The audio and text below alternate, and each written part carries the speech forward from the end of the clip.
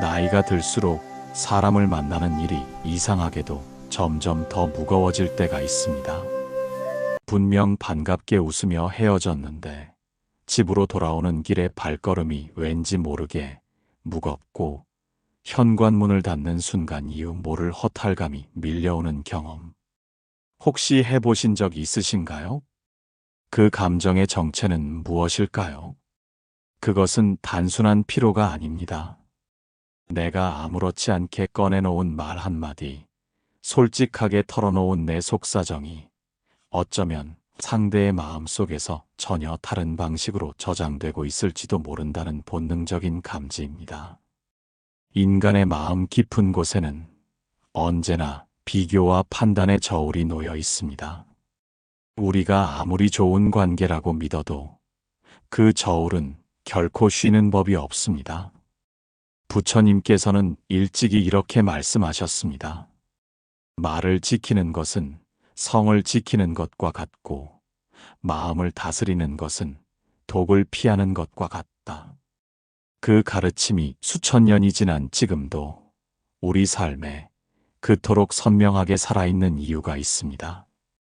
세상은 여전히, 아니, 어쩌면 예전보다 더욱 타인의 진심을 가볍게 다루는 시대가 되었기 때문입니다.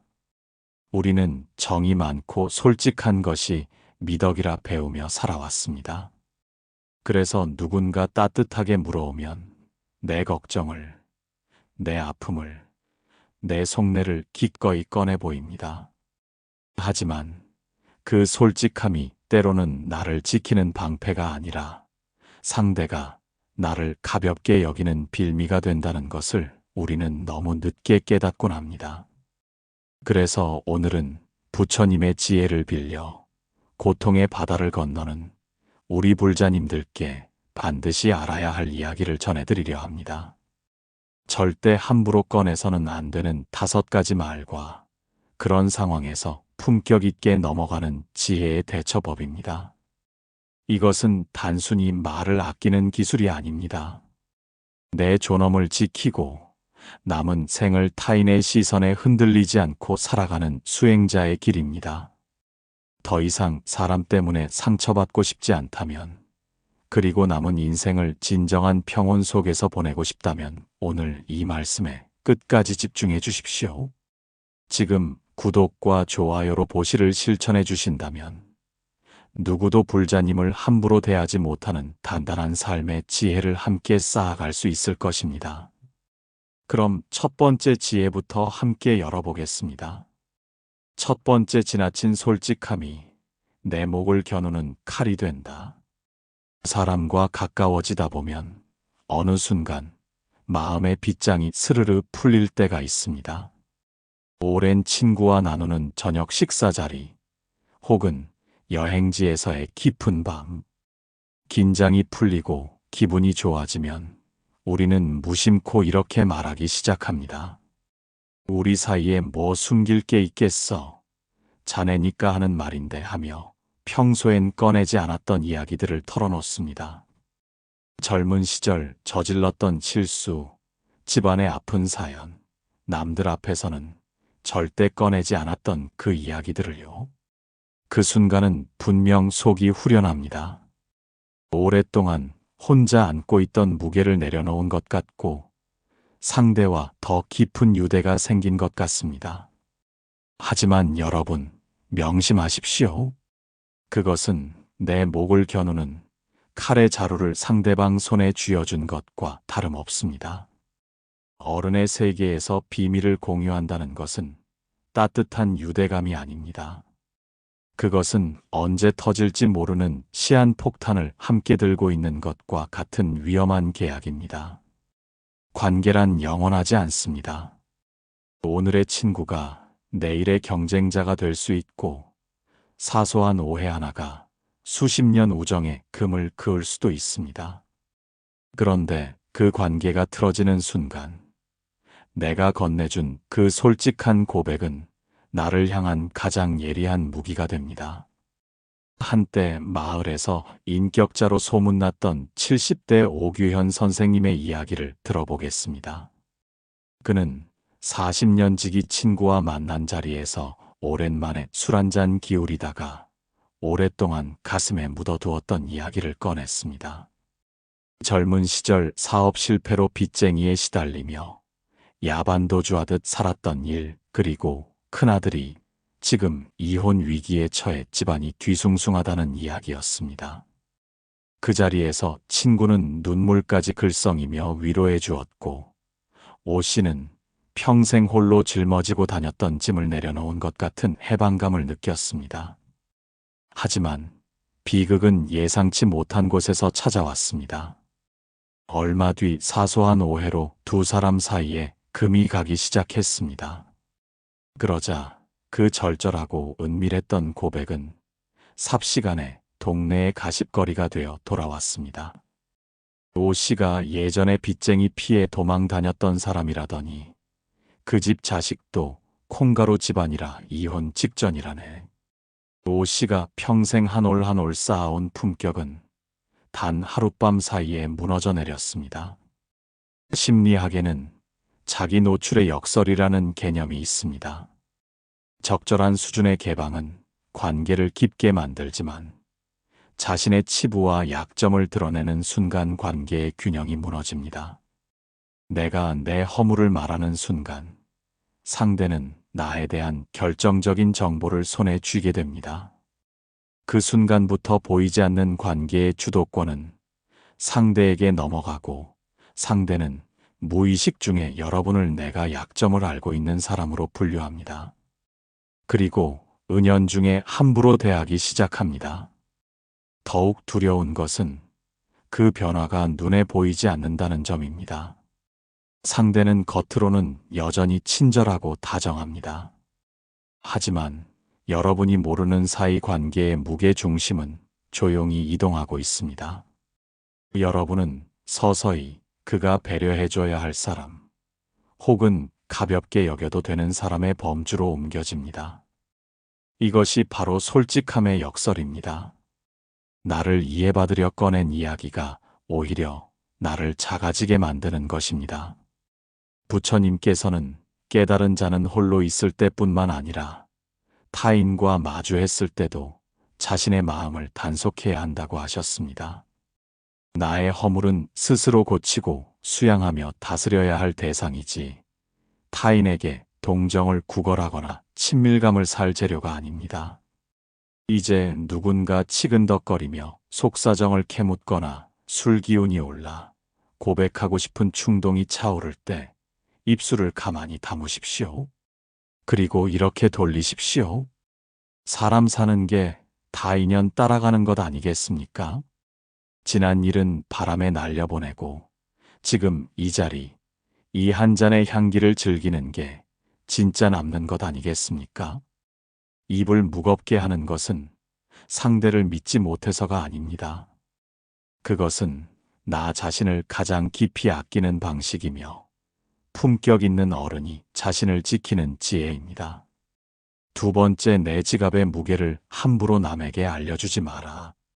정이 많은 우리 세대는 누군가 요즘 사는 게 어떻냐고 물으면 상대가 진심으로 걱정해준다고 여겨 내 경제 사정을 너무 쉽게 꺼내 보이는 경향이 있습니다. 통장에 얼마가 있는지, 한 달에 얼마씩 굴리고 있는지, 자식한테 용돈을 얼마씩 받는지, 별 생각 없이 꺼낸 그 숫자들이 사실은 여러분의 삶 전체를 재단할 견적서를 상대에게 건네주는 것과 같습니다. 상상해 보십시오. 형님 아우하며 지내던 지인이 슬쩍 묻습니다. 그래도 자네는 노후 준비 잘해둬서 여유가 있겠지? 이때 뭐 한 300만 원 정도는 굴리며 산다네라고 아무렇지 않게 대답하는 순간 관계의 질서가 조용히 뒤틀리기 시작합니다. 그 말을 들은 상대의 머릿속에서는 즉각 계산기가 돌아갑니다. 저 사람은 여유가 있으니 밥값은 더 내겠지. 경조사 봉투도 두둑이 넣겠지. 그리고 다른 한편에서는 나는 이렇게 빠듯한데 저 사람은 팔자가 편안해하는 시기와 질투가 고개를 듭니다. 여러분은 그저 솔직하게 답했을 뿐인데 어느새 누군가에게는 뜯어먹어야 할 대상이 되고 누군가에게는 박탈감을 주는 존재가 되어버립니다. 심리학에서는 이것을 사회적 비교의 덫이라고 부릅니다. 인간은 타인의 숫자를 듣는 순간 자신의 처지와 비교하지 않을 재간이 없습니다. 그것은 의지의 문제가 아니라 뇌의 본능적인 작동 방식입니다. 여러분이 내뱉은 구체적인 금액은 상대로 하여금 여러분을 인품과 지혜가 아닌 통장 잔고로 평가하게 만듭니다. 한 번 숫자로 매겨진 가치는 쉽게 변하지 않습니다. 나중에 사정이 어려워졌다 해도 사람들은 그래도 예전에 모아둔 게 있겠지 하며 냉소적인 시선을 거두지 않습니다. 여기서 한 가지 더 기억하셔야 할 것이 있습니다. 경제적 여유를 드러내는 것이 반드시 부유함을 자랑할 때만 일어나는 것은 아닙니다. 반대로 나 요즘 정말 빠듯해. 연금이 얼마 안 돼서 큰일이야 하며 어려움을 하소연하는 건 역시 마찬가지입니다. 이렇게 되면 누군가는 여러분을 도움이 필요한 불쌍한 사람으로 분류하거나 속으로 저 사람은 노후 준비도 못했구나 하며 깔보기 시작합니다. 풍족하든 빠듯하든 내 경제 사정의 실상을 드러내는 순간 여러분은 타인의 판단 아래 놓이게 됩니다. 그 판단은 언제나 여러분에게 불리하게 작동합니다. 부처님께서는 지혜로운 자는 자신의 공덕과 재산을 함부로 드러내지 않는다고 하셨습니다.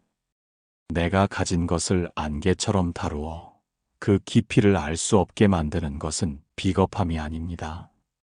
그것은 인간의 본능적 탐심으로부터 나를 보호하고 상대방의 마음 또한 평온하게 지켜주는 가장 고결한 자비의 방어입니다.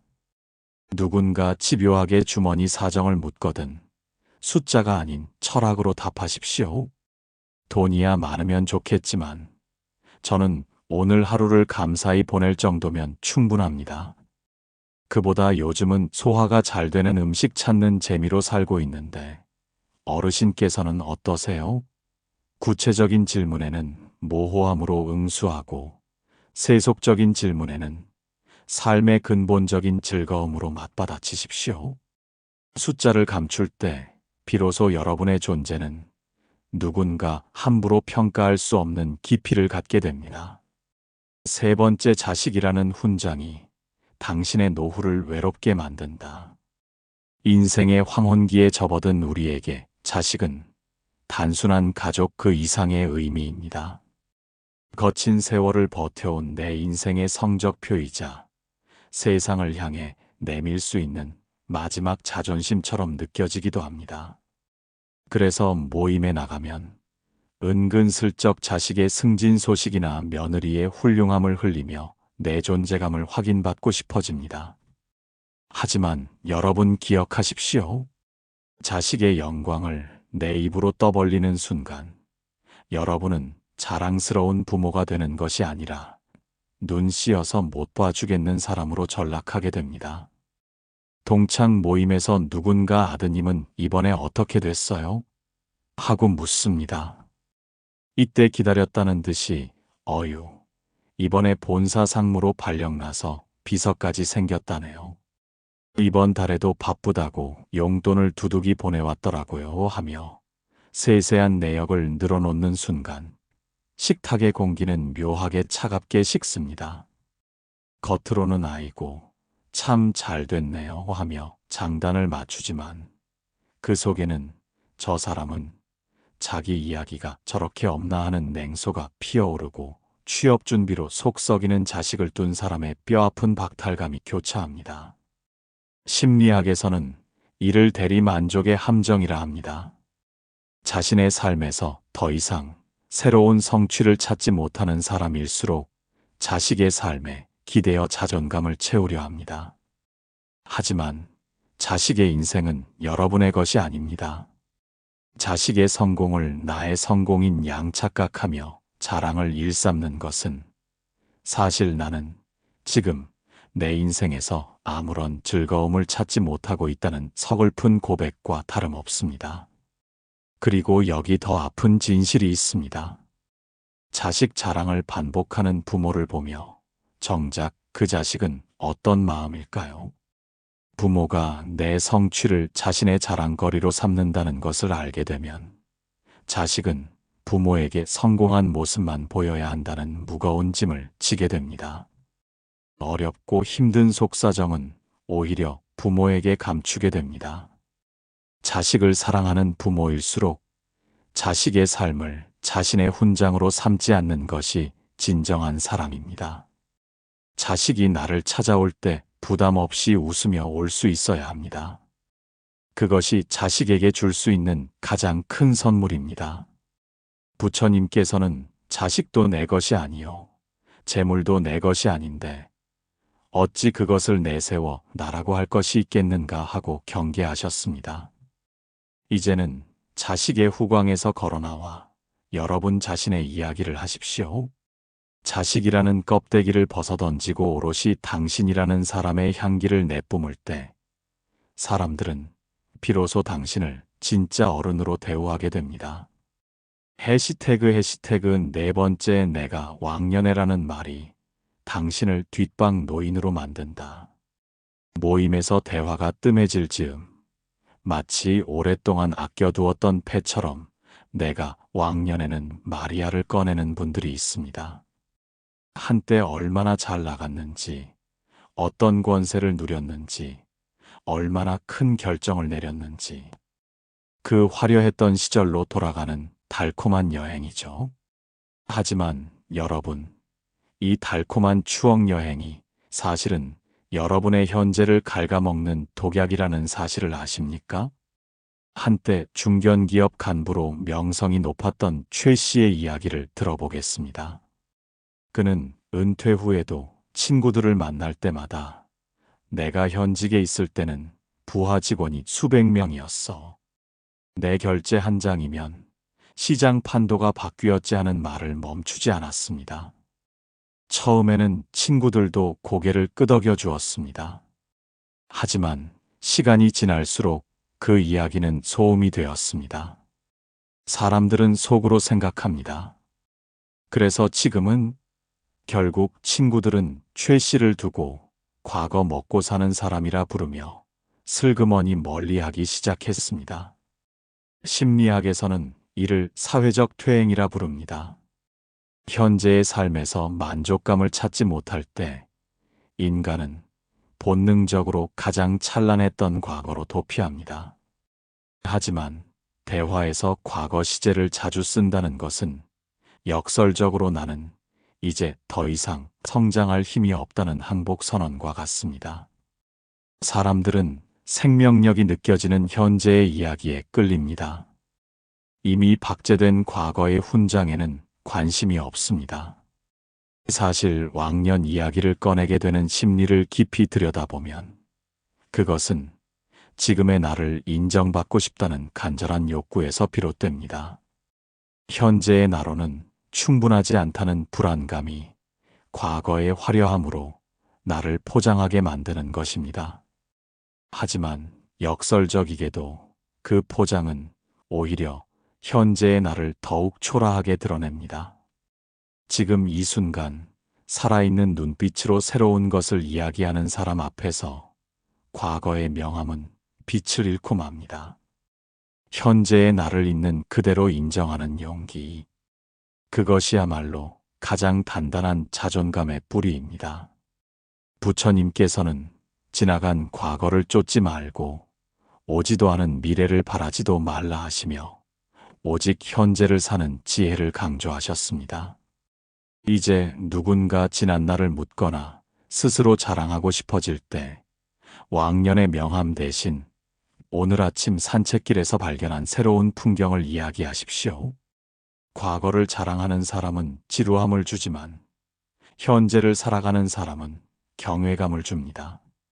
5번째 어디 아픈 데 없어요? 라는 말 속에 내 병명을 전부 털어놓지 마라. 나이가 들면 몸 여기저기가 고장나는 것은 자연스러운 일입니다. 그래서 시니어들의 모임은 어느새 어느 병원이 용하더라, 무슨 약이 효과가 좋더라 하는 건강 정보를 나누는 자리가 되기도 합니다. 서로의 아픔을 공유하고 위로하며 유익한 정보를 나누는 것은 분명 필요한 일입니다. 하지만 여러분 기억하십시오. 내 아픈 곳을 낱낱이 그리고 반복적으로 노출하는 순간, 여러분은 정보를 나누는 동료가 아니라 함께 있으면 기운 빠지는 환자로 낙인 찍힐 수 있습니다. 60대 중반의 김 씨 이야기를 들어보겠습니다. 그는 친구들을 만날 때마다 자신의 당뇨 수치와 무릎 통증을 마치 중계하듯 이야기했습니다. 처음에는 친구들도 진심으로 걱정하며 좋은 약을 추천해 주었습니다. 하지만 만날 때마다 되풀이되는 통증 호소와 약 봉투 이야기에 친구들은 서서히 지쳐갔습니다. 결국 산행 모임에서 김 씨는 은근슬쩍 제외되기 시작했습니다. 김 씨는 그저 솔직하게 자신의 상태를 나누었을 뿐이었지만 친구들에게 그는 이제 즐거움을 나눌 동료가 아니라 언제 힘들어할지 모르는 짐이 되어버린 것입니다. 심리학에는 병적 정체성이라는 개념이 있습니다. 내 질병을 타인에게 너무 자주 말하다 보면 스스로를 그 병과 동일시하게 되고, 주변 사람들도 여러분을 사람 그 자체로 보는 것이 아니라 환자라는 필터로 보게 됩니다. 건강정보의 공유는 약이나 병원을 추천받는 선에서 멈춰야 합니다. 그 선을 넘어 내 고통의 깊이를 계속 호소하는 것은 동정표를 구걸하는 행위와 같습니다. 한 가지 더 중요한 사실이 있습니다. 아픔을 반복적으로 이야기하는 것은 실제로 그 고통을 더 크게 만듭니다. 뇌과학 연구에 따르면 고통을 언어로 표현하고 반복할수록 뇌는 그 고통의 신호를 더욱 강화하여 받아들입니다. 말하지 않는다고 아픔이 사라지는 것은 아니지만 적어도 그 고통이 내 삶의 중심이 되지 않도록 하는 것은 분명히 가능합니다. 몸의 불편함보다 오늘 걷고 있다는 것, 오늘 밥 한 술 먹었다는 것, 오늘 햇살이 따뜻하다는 것에 의식을 기울이는 것, 그것이 부처님께서 가르치신 현재에 깨어있는 수행이며 동시에 여러분의 삶을 생기 있게 만드는 가장 강력한 치유입니다. 부처님께서는 병고를 양약으로 삼으라고 가르치셨습니다. 지혜로운 이는 병의 고통을 수행의 도구로 삼을 뿐 대화의 주인공으로 만들지 않습니다. 이제 누군가 건강 상태를 묻는다면 병명이 아닌 관리의 자신감으로 답하십시오. 여기저기 고쳐가며 쓰는 중이지만 다행히 잘 관리하고 있어서 오늘 이렇게 함께 차 한잔할 기운은 충분합니다. 나 여기 아파요 대신 나는 여전히 내 삶을 주도하고 있어요 라는 의연함을 보여줄 때 사람들은 여러분을 환자가 아닌 품격 있는 현자로 대우하게 됩니다. 입을 닫고 품격을 여는 삶, 노후는 안개처럼 우아해야 한다. 오늘 우리는 부처님의 자비와 지혜를 빌려 절대 함부로 꺼내서는 안 될 5가지 말을 살펴보았습니다. 돈의 숫자, 자식의 성취, 과거의 영광, 몸의 질병, 그리고 마음의 치부까지 이 주제들에 대해 입을 닫아야 한다고 강조한 것은 단순히 정보를 숨기기 위함이 아닙니다. 그것은 타인의 무례한 시선으로부터 나를 격리하고 오롯이 나 자신으로 존재하기 위한 존엄의 성벽을 쌓는 일입니다. 여러분, 인생의 가을은 열매를 맺는 시기이기도 하지만 불필요한 잎사귀를 떨어뜨려야 하는 시기이기도 합니다. 젊은 시절에는 솔직함이 미덕이었고 누구와도 잘 어울리는 넉살이 능력이라 믿어왔습니다. 그래서 우리는 질문을 받으면 성실하게 답해야 한다는 강박에 시달렸습니다. 하지만 이제는 깨달아야 합니다. 모든 질문에 답할 의무가 없다는 사실을 아는 순간, 여러분의 인생에는 비로소 진정한 자유가 찾아옵니다. 말은 뱉는 순간, 내 손을 떠나 타인의 손에 쥐어지는 칼날이 됩니다. 내가 내뱉은 솔직함이 상대방의 무의식적인 시기심을 자극하고, 그 시기심은 결국 나를 향한 은밀한 공격으로 돌아옵니다. 이것은 인간이 나빠서가 아닙니다. 인간이라는 존재의 본성이 본디 그러하기 때문입니다. 부처님께서 그 숱한 가르침 속에서 침묵을 최고의 수행으로 삼으신 이유도 바로 여기에 있습니다. 이제 모임에 나가거나 이웃을 만날 때 스스로를 안개와 같은 존재로 만드십시오. 안개는 산의 형체를 가리지 않으면서도 그 속이 얼마나 깊은지, 그 안에 어떤 보물이 숨겨져 있는지 함부로 보여주지 않습니다. 누군가 무례한 질문을 던져온다면 당황하여 답을 찾으려 애쓰지 마십시오. 그저 인자한 미소로 화답하며 침묵의 여백을 두십시오. 그 고요한 찰나의 시간이 여러분을 만만한 노인이 아닌 경외심을 주는 어른으로 만들어줄 것입니다. 품격 있는 노년이란 화려한 옷차림이나 넉넉한 지갑에서 나오는 것이 아닙니다. 내 안에 있는 소중한 것들을 남의 시선으로부터 지켜낼 줄 아는 절제력, 그리고 입을 열어 나를 증명하려 애쓰지 않는 의연함에서 나옵니다. 자식의 성공에 기대지 않아도, 과거의 명함이 없어도 오늘 내가 마시는 차 한 잔에 온전히 만족할 줄 아는 사람. 그런 사람 곁에는 사람들이 억지로 모여드는 것이 아니라 그 향기에 이끌려 자연스럽게 머물게 됩니다. 말의 홍수 속에서 침묵이라는 단단한 둑을 쌓으며 사십시오. 그 둑은 여러분의 소중한 재산을 지켜줄 것이며, 자식들의 앞길을 보호할 것이며, 무엇보다 여러분이 평생 쌓아온 명예와 자존감을 끝까지 지켜줄 것입니다. 이제 묻는 말에 다 대답해주던 어제의 나를 버리고 한 뼘 더 깊어진 침묵의 현자로 살아가시길 바랍니다. 여러분의 노후가 타인의 목소리에 휘둘리지 않는 고요한 호수와 같기를, 그리고 그 깊이를 알 수 없는 단단한 위엄으로 가득 차기를 진심으로 응원하겠습니다. 긴 시간 함께 해주셔서 감사합니다.